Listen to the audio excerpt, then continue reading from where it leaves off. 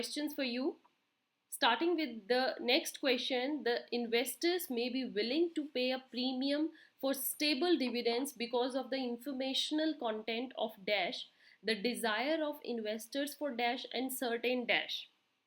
यहाँ पर क्या बोला गया है कि जो इन्वेस्टर्स हैं they are willing to pay a premium. Premium क्यों देना चाहेंगे? फॉर स्टेबल डिविडेंड्स, अगर उनको ये चीज़ें मिल रही हो तो informational content of what if they are getting dividends, the desire of investors for current income and certain institutional considerations. अगर ये सब इनको मिलेगा तभी वो प्रीमियम पर they are willing to pay a premium. Extra amount वो तभी देने को तैयार है अगर उनको ये बेनिफिट्स मिल रहे हैं. डिविडेंड कितना लोगों को मिल रहा है इसकी इंफॉर्मेशन है, करंट इनकम पर इन्वेस्टर्स कितना चाह रहे हैं, इंस्टीट्यूशनल कंसिडरेशंस क्या है, सो they will pay more per share. So we will go with option B here.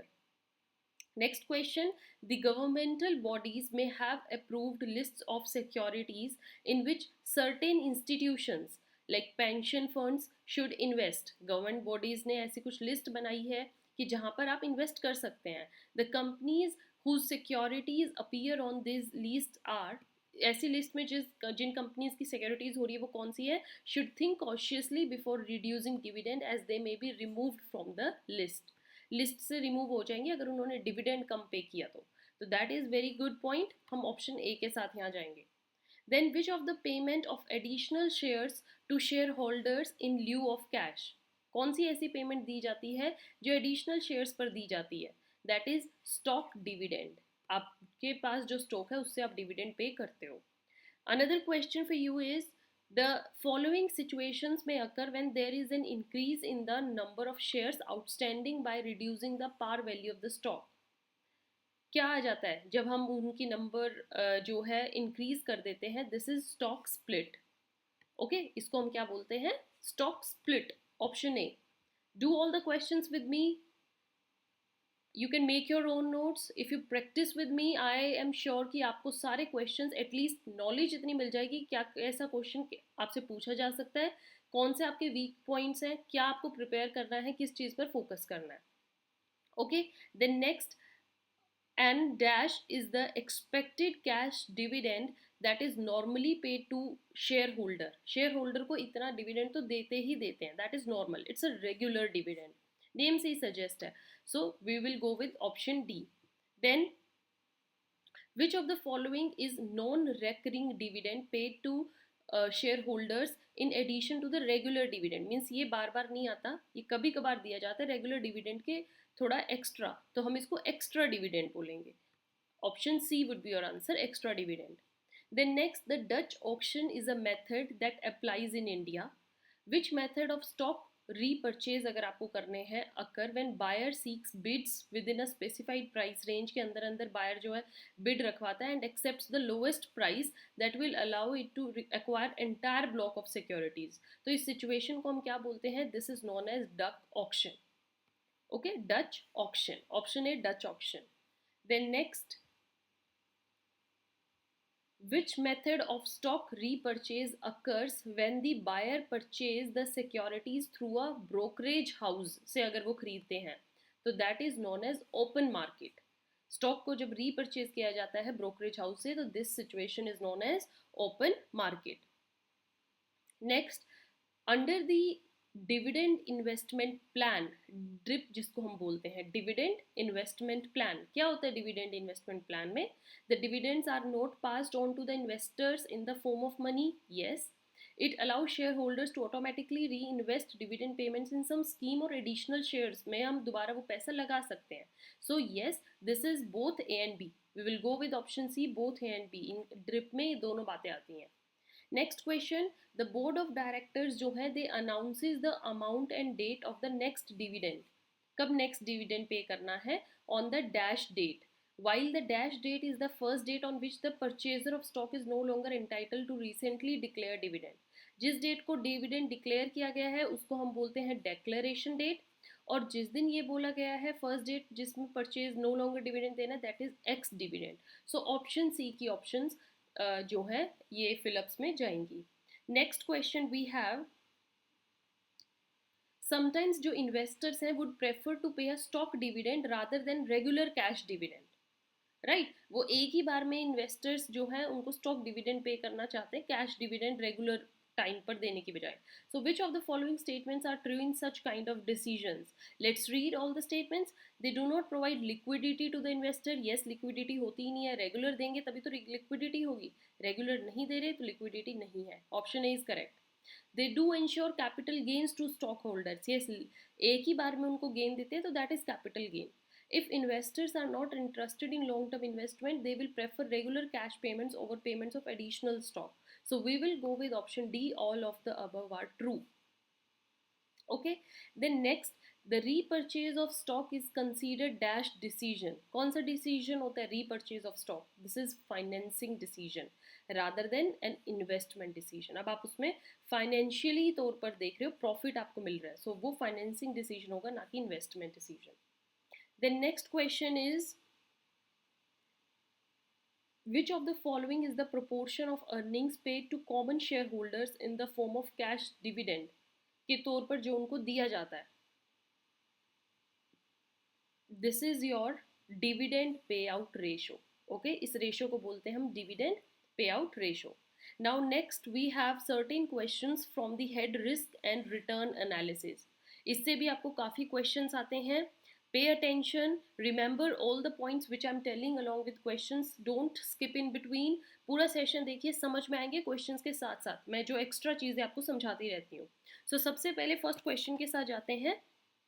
A set of possible values a random variable can assume and their associated probabilities of occurrence are referred to as, इसको हम क्या बोलते हैं, probability distribution. Risk से ही याद आया ना probability distribution जो हम करते हैं. Then next is a statistical measure of the variability of a distribution around its mean. Mean के अराउंड जब हम उसकी statistical variance का पता लगाते हैं तो उसको क्या बोलते हैं, standard deviation फाइंड आउट करना, कि कितना वो deviate कर रहा है मीन से, कितना differ कर रहा है. Third, the ratio of standard deviation of a distribution to the mean of the distribution is referred to as, standard deviation की ratio अपॉन में मीन जो है आपका, तो इस फॉर्मूला, ये फॉर्मूला किसका आता है, coefficient of variation. Right, coefficient of variation, option D. Next, the weighted average of possible returns with the weight being the probabilities of occurrence is refer to as, आपको कितना एक्सपेक्टेड रिटर्न मिल रहा है. This is expected return, option B. Then next, which of the following statements regarding covariance is correct? Covariance always lie in the range -1 to +1. Okay. Covariance, because it involves squared value, must always be positive. Okay. Low variance among returns or different securities leads to higher portfolio risk. Covariance can take on positive, negative और zero values. Right. Simple सा है, covariance में negative value भी आ सकती है, zero भी, या फिर पॉजिटिव वैल्यूज भी. सो option D is correct. Moving ahead, next question is, which of the following portfolio statistic statement is correct? Portfolio के रिगार्डिंग अगर हम देखें जिसमें कॉम्बिनेशन ऑफ वेरियस सिक्योरिटीज होता है, कौन सी स्टेटमेंट करेक्ट है? A portfolio's expected return is simple weighted average of expected returns of individual securities comprising the portfolio. में simple weighted average expected returns होती हैं सारी securities. So option A is correctly explained to you. इस question का option हमारा A रहेगा. Which of the following premium is called the difference between the expected return on common stock and a current yield of treasury bonds? कौन सा, which of the following premium जिसको हम difference बोलते हैं expected return और treasury bonds में? This is your current risk premium. Right, current risk premium, option A. Then if the risk free return is 6% है, beta value आपको 1.5 दी गई है, मार्केट रेट ऑफ रिटर्न जिसको हम बोलते हैं is 10%, the expected rate of return क्या होगा? तो अगर आप इसको फॉर्मूला में पुट करेंगे यू विल गेट 12%. फॉर्मूलाज मैं ऑलरेडी करवा चुकी हूँ यूनिट 4 पे. ये सारे आपके जो टॉपिक्स हो रहे हैं in recent videos we have already covered in detail. Unit 4 का लिंक टॉप पर दिया गया है, जाइए पहले डिटेल में सारे टॉपिक्स कवर कीजिए. Which of the following can be termed as the components of total portfolio risk? Total portfolio किस किस के इक्वल होता है? Total portfolio is equal to systematic risk plus diversifiable risk. Okay, systematic risk और diversifiable risk को हम add on करके portfolio risk निकालते हैं. So option D will be your answer. Then question को ध्यान से समझिएगा क्योंकि ये क्वेश्चन यूजीसी नेट में आया है. Which of the following can be defined as the variability of return on stocks or portfolios not explained by general market movement? It is avoidable through diversification. से आप इनको हटा सकते हो. तो ये इनमें से कौन सा रिस्क ऐसा है जो कि बताया गया है as the variability of return in stocks और पोर्टफोलियोज, और सिर्फ डाइवर्स करके ही आप इसको कर सकते हो. This is your unsystematic risk. Option C, unsystematic risk. Right? Next is, which of the following is the variability of return of stock or portfolio associated with changes? इसमें already changes होते हैं. तो ये क्वेश्चन और easy रहेगा अगर हम ऊपर वाले से कंपेयर करें. This will be your question for homework, या फिर आप कमेंट सेक्शन में भी कमेंट करके इसका आंसर दे सकते हैं. And I will put the correct statement later on. Correct option जो होगी वो मैं आपको बाद में बताऊंगी. इसके सारे ऑप्शंस में से करेक्ट ऑप्शन का आंसर मुझे दीजिएगा. I am waiting for your responses. Next, which of the terms fill the gaps in the following sentence? यहाँ पर आपको फिलअप्स में बताना है क्या आएगा. The dash describes the linear relationship between expected return of rates of return or individual securities and beta. तो last में तो बीटा आएगा and securities market line. Option D will be your answer. Security market line and beta. Right? Then next is, which of the following fills the gap in the following? The dash describes the relationship between individuals returns. देखिए यहाँ पर था expected rate of return of individual securities, linear relationship. यहाँ पर है individual securities returns and returns on market portfolio. तो ये आपकी होती है characteristic line and slope of the line को हम बीटा ही बोलते हैं. तो यहाँ पर आपका ऑप्शन बी जाएगा. दोनों क्वेश्चंस का डिफरेंस चेक करिए. Next question given to you is, which of the following items describe an index measure of systematic risk? Index measure of systematic risk is beta. Option A. Then next, which of the following items is model describing a relationship between risk and expected return? The model expected return is equal to the risk-free return plus a premium. This is your capital asset pricing model. Option C, capital pricing asset pricing model. CAPM जिसको हम बोलते हैं, आपने बहुत सुना होगा CAPM. Capital asset pricing model का ये मीनिंग होता है, जो मॉडल ये डिस्क्राइब करता है कि रिस्क और एक्सपेक्टेड रिटर्न में क्या रिलेशनशिप रहेगा. द एक्सपेक्टेड रिटर्न जो होता है वो equal to risk free return plus premium होता है. All right, moving ahead, what is beta for average risk security? Beta हम 1 लेकर चलते हैं. What is beta for treasury bills? कितना लेकर चलते हैं? 0. So option A.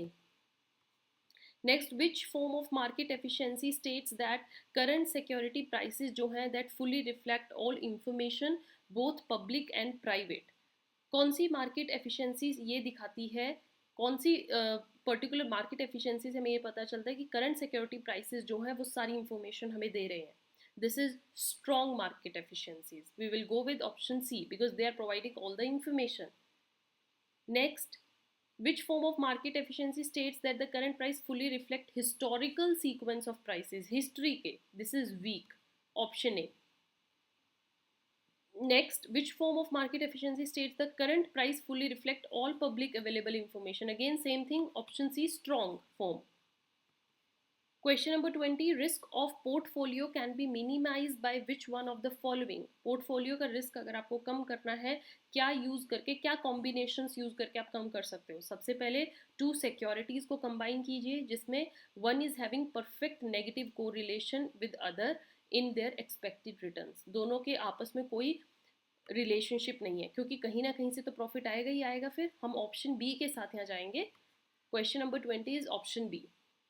Then assertion reason given to you. assertion है the risk condition exists when decision makers have absolutely no idea क्या इनको रिजल्ट आने वाले हैं.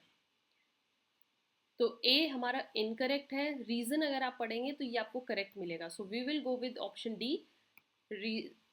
assumption is incorrect but reason is correct. Then CAPM model, again आपका CAPM model से question आया है. establishes the relationship between, किस किस के बीच में रिलेशनशिप दिखाई जाती है? रिस्क के एंड कितना आपको रिटर्न मिलना है. So option C. Which of the following refers to cash inflow under the payback period method? Cash inflow का मीनिंग क्या होता है? कैश इनफ्लो मीन्स कि cash flow before depreciation but after taxes. Depreciation से पहले लेकिन टैक्स लगने के बाद कितना आपका इनफ्लो आया वो होता है cash inflow. Next, which of the following does not constitute a stand alone risk analysis? कौन सा इनमें से स्टैंड अलोन रिस्क एनालिसिस नहीं है? Corporate risk analysis, option C. Again, assertion reasons given to you. Here we have management decision to ensure hedge asset appear at best neutral mutation. Yes. The price of systematic risk is identical for all the participants. Yes. So both A and R are correct. Again, we will go with option D. Both A and R are correct. Next, indicate the correct statement. Again आपको options दी गई हैं, आपको statement निकालनी है क्या correct है। Credit risk is a loss on the account of default of repayment of loan. No, और sorry it's correct, credit risk यही होता है कि आपने लोन पर पेमेंट नहीं दी है। Liquidity risk is the risk on account of the mismatches of cash inflow outflow. Yes. Basic risk is the risk of firm owing due to differences in the index of financial assets. Yes, ये basic risk होता है।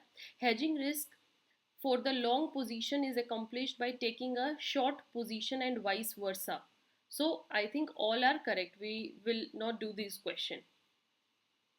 Next, the beta factor is a measure of systematic risk. It means the element of risk cannot be avoided. किस चीज़ से avoid नहीं होगा? Diversification से।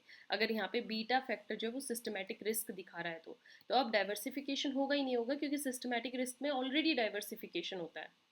Which of the following concept measures the variability in return for a given security in relation to variation in returns? So this option is beta factor. I'm sorry, beta factor हमें यहाँ पर variability दिखाता है। Under the capital asset pricing model, again CAPM से question है, the return required from security, जो एक security से रिटर्न आना चाहिए वो कैसा आना चाहिए? Systematic risk means differentiation. Share holders demand higher return मांग रहे हैं in compensation for increase level of risk. Risk जितना बड़ा होगा शेयर होल्डर कह रहे हैं हमें उतना ही रिटर्न भी ज़्यादा चाहिए, तो इस सिचुएशन को हम क्या बोलते हैं? This situation is excess return.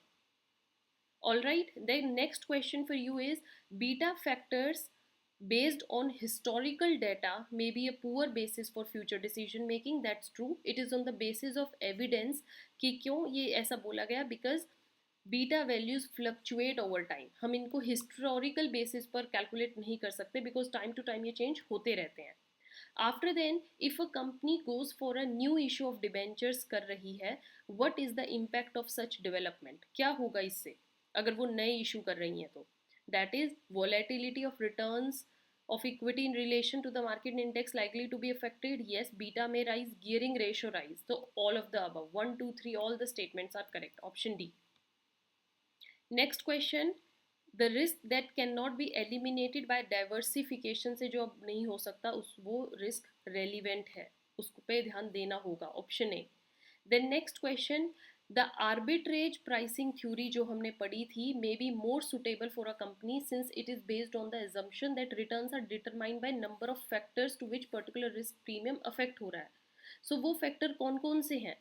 Those factors are majorly independent factors.